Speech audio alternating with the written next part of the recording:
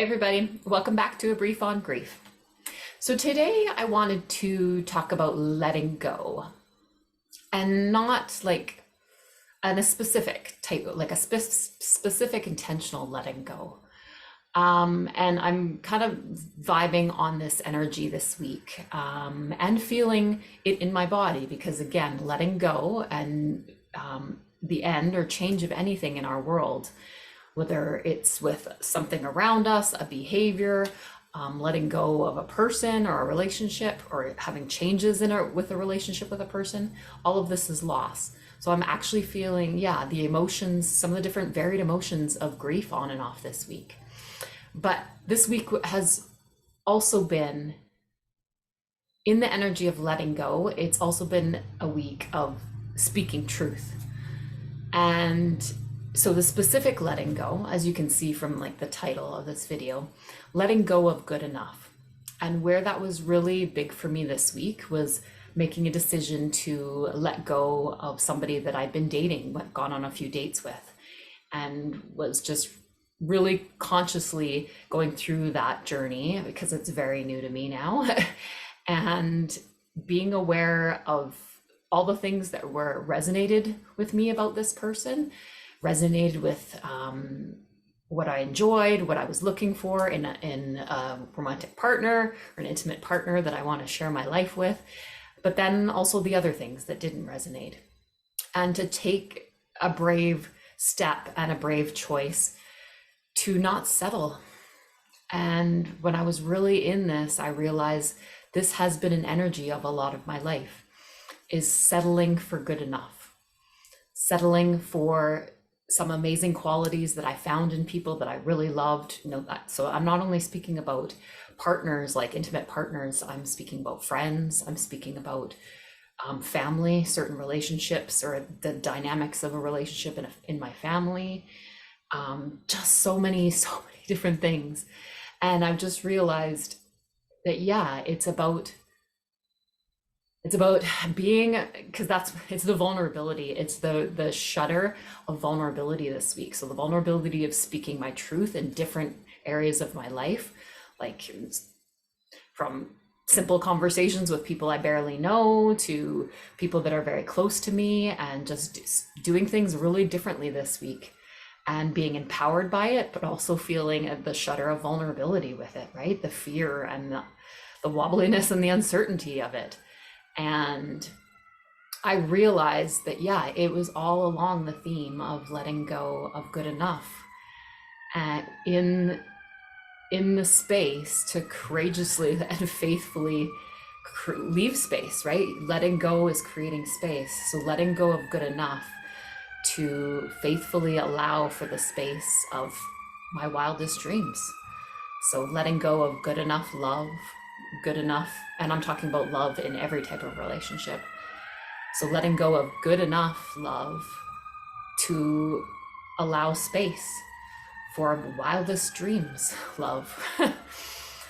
And man, is that crazy vulnerable, and I'm feeling it today. And as I was reflecting the last day or so about creating this video today, this morning it also came to me that this week I have not been treating my body very well.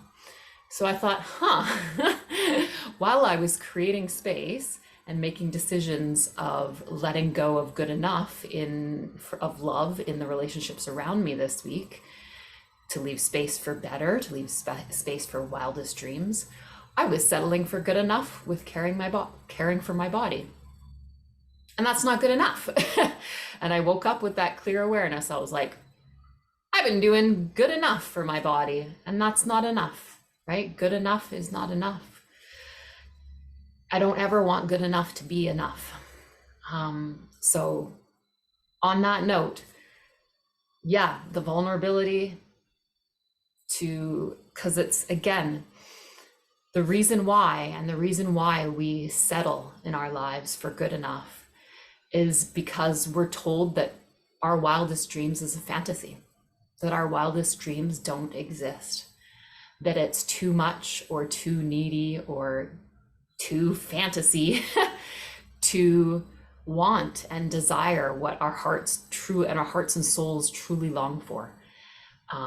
We hear messages that shut that down and shame that.